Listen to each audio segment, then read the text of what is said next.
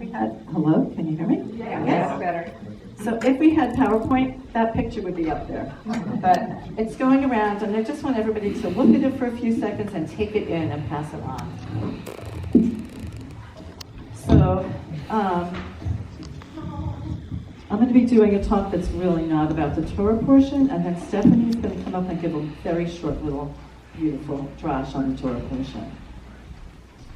So last week we talked about tshuva and forgiveness and the value of silence in allowing the still small voice to be able to be heard. And I told you about my 6-day silent retreat before Rosh Hashanah and the two strong messages that I received in my retreat. One is, all is perfect. And the other is, there's only one thing that matters, and that is tikkun olam, the healing of the planet. And from my own personal experience, this really resonates as truth. All is perfect. Here I am. I'm wearing my father's talit. I have my grandmother's machzor that keeps track of the holidays when they fall on the English dates, and there's a calendar in the back for all the Jewish holidays when they fall on the English dates. It goes from 1911 to 1940. And my children have all moved back to Ashland, and my grandchildren. So what could be more perfect than that? Amen.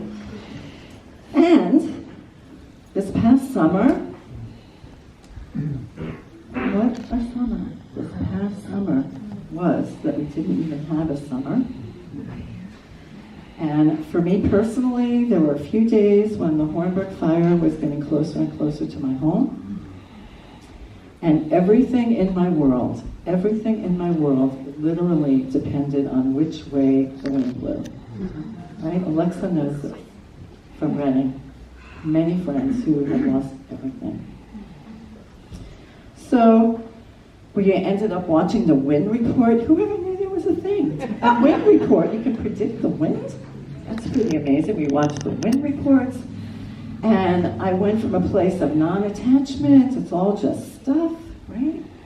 To a place of swiftly swinging back to, oh no, I have to save that, I have to save that, I have to get that. And then feeling the vulnerability of being at risk of losing not only my home and my possessions, but possibly my livelihood, my environment, even my life. And feeling the clarity of what really is important. And then we had weeks of toxic air, losing sight of our beautiful mountains, choking on our air, needing to stay inside to avoid breathing. My beautiful little granddaughter, Maggie, didn't get a breath of fresh air for weeks. Was born into that toxic smoke. And in the midst of that, all of that, my daughter and her beautiful family moved here and spent a couple of weeks with us, and we were living in a house with 6 adults, 3 babies, and 6 dogs. What a joy!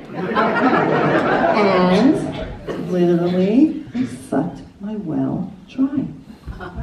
Now, I don't know if any of you have ever had the experience of turning on the faucet and nothing coming out, but that you feel that in your gut. That is primal. To have your well dry. I could feel that. Reb Zalman taught that when we say tikkun olam, fixing the world, tikkun comes from litahim, to fix, and olam is the world. But tikkun also contains the root kain, not kain like yes, but kain with a kuf, a nest. And the nesting instinct is the way that our planet instinctively protects itself. Our planet is our holy nest. So this past summer, running from fire, living with and breathing toxic smoke, having my well run dry, I felt that the core blessings of sunlight, fresh air, pure water were threatened. Global warming knocked on our doors in a very real way. My nest, our nest, feels precariously at risk, and that's what that picture is. In my silent retreat the week before Rosh Hashanah, I sat in the woods and I watched the sun travel across the sky. I noticed how everything glowed in a special way in the early morning light and again as the sun was setting. I connected with the animals. The same deer came by every evening. We recognized each other. I noticed the birds returning to their nests as the sun set.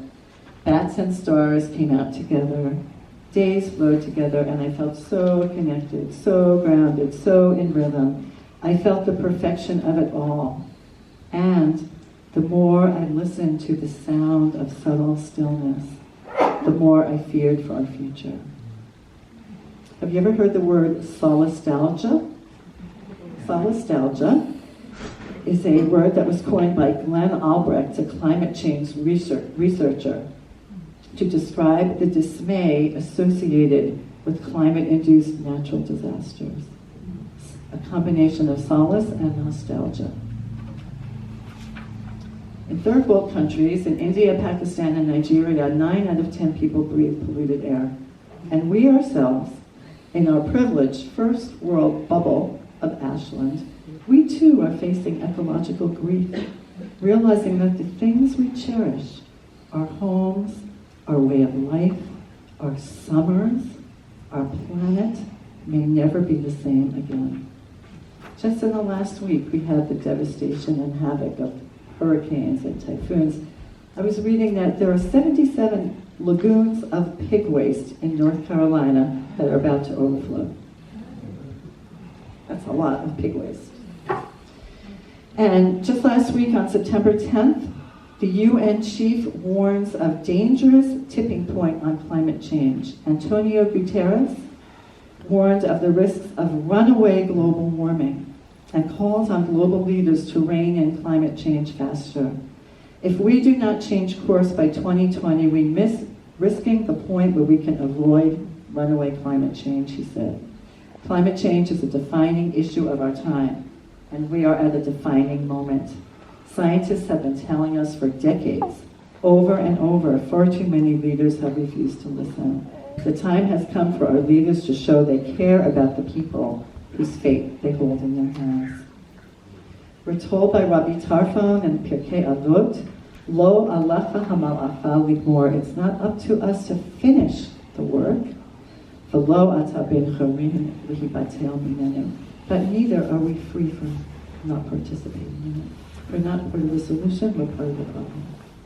And on the high holidays, we're called by the shofar to wake up and hear the cries. Cry out for our world, cry out for our planet. Al Gore, who I secretly think might be the Mashiach, said, this is a moral moment. This is not ultimately about any scientific debate or political dialogue. Ultimately, it's about who we are as human beings and whether or not we have the capacity to transcend our own limitation and rise to this new occasion. It's about whether or not we can see with our hearts as well as our heads. The unprecedented response that is now called for. Put simply, it is wrong to destroy the habitability of our planet and ruin the prospects of every generation that follows us.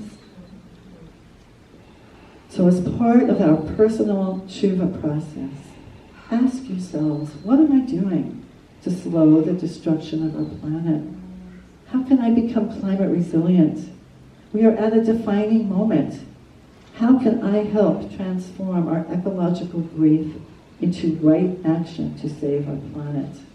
And Rabbi Hillel said, Im lo achshav imata, if not now, when? What are we waiting for? So what can we do? Well, you can go to natureconservancy.com and you can figure out your carbon footprint. And what is it that you think is the single most damaging action that we take to the planet? What do you think? Flying on airplanes. Flying on airplanes. Flying on airplanes has the biggest impact. So avoiding or reducing flying. Sometimes when you buy your ticket, you can get a carbon offset fee and pay a little bit extra, and they send it off to help save the planet in some way. We can become educated. Al Gore has something called a Climate Reality Project. Climate Reality Project. He personally, along with other global reality climate leaders, has trained 15,143 climate reality leaders from 149 countries to be leaders in the fight for climate solutions. So I didn't want to be too depressing, so I was looking for some good news. I have good news. That's one of the pieces of good news. In March 2018, there was a headline in the New York Times, 4 years after declaring war on pollution, China is winning. When I looked up the most polluted countries in the world, I was sure China was going to be up there at number one. It's not anymore. It changed. They declared war on pollution. There was a national action plan on air pollution, and in 2018, the pollution in Beijing was 54% lower than in 2017. That's a miracle. So it can happen. Lego. We all love Lego, but Lego's plastic. So Lego has employed 100 people and 1 billion kroner, I don't know what that is, but it sounds like a lot, to work on changing the plastic into recycled or plant fiber plastic. And the head of Lego's environmental responsibility says it's important that we make a toy that doesn't jeopardize the children's future. McDonald's and Starbucks are doing away with plastic straws. And just last week, on September 9th, a giant trap was deployed to catch the litter of the giant Pacific garbage patch. Do you know what that is? The giant Pacific garbage patch is twice as big as Texas. No kidding. It's horrendous. It weighs 87,000 tons and it has 1.8 trillion pieces of plastic. And there are 5 garbage patches. This is just the biggest one. So there was this very brilliant little 17-year-old Dutch boy named Boyan Slat who heard that and was horrified and took 7 years, he's now 24, and created this big boom that goes down in the ocean, and he says, like Pac-Man, captures the plastic. Right now, this week, it's in trials to make sure it doesn't also capture fish and marine life. It's a very delicate project, and it really is closing the barn door after the horses escaped, because we really need to approach it from the other side and stop putting plastic in there. But within 5 years, they expect to have 60 of these booms and clean up half of it. So that's pretty amazing. So when we say Avinu Malkeinu, Chanenu V'Anenu, Ki Ein Banu Ma'asim, it is in the plural, as Emmanuel was talking about. It's in the plural. So, Chanenu V'Anenu, be gracious to us, answer us. Aseh Imanu Tzedakah V'Chesed, show us justice and loving kindness, and save us. It's in the plural because we're praying not just for ourselves, not just for our families, not just for our communities, but for the life of the planet. We're praying to have our planet saved, our planet treated with loving kindness and justice. We say, L'taken olam b'malchut Shaddai mi'aleinu, to repair the world with the majesty of Shaddai. Shaddai is the nurturing, protecting, mothering aspect of God. So I found this poem that Marge Piercy translated the Nishmat Kochai, interpreted into English. And Rabbi Julie read this, and it's just so beautiful and so pertinent. It's from the book The Art of Blessing the Day, and it was written in 1992.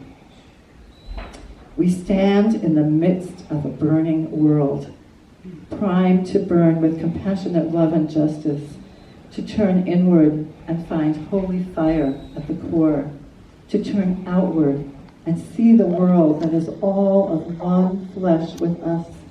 See under the trash, see under the smog, the furry bee in the apple blossom, the trout leaping, the candles our ancestors lit for us. Fill us as the tide rustles into the reeds in the marsh. Fill us as the rushing water overflows its pitcher. Fill us as the light fills a room with dance. Let the little quarrels of the bones and the snarling of the lesser appetites and the whining of the ego cease. Let silence still us, so you may show us your shining, and we can, out of that stillness, rise and praise. Amen. So on this Yom Kippur, Tafshin Ayin Tet, That's the roaring year, right? The year of the roaring. Galloping. Is we shall roar, gallop. May the Holy One bless us, Avinu Malkeinu, be gracious unto us, our families, our community, and our planet. Chanenu v'anenu, answer us with loving kindness and compassion, and may we, our families, our communities, and our planet be written and sealed into the book of life. Amen. So let's do an Avinu Malkeinu, really just visioning our planet getting stronger and healthier and more resilient. Avinu Malkeinu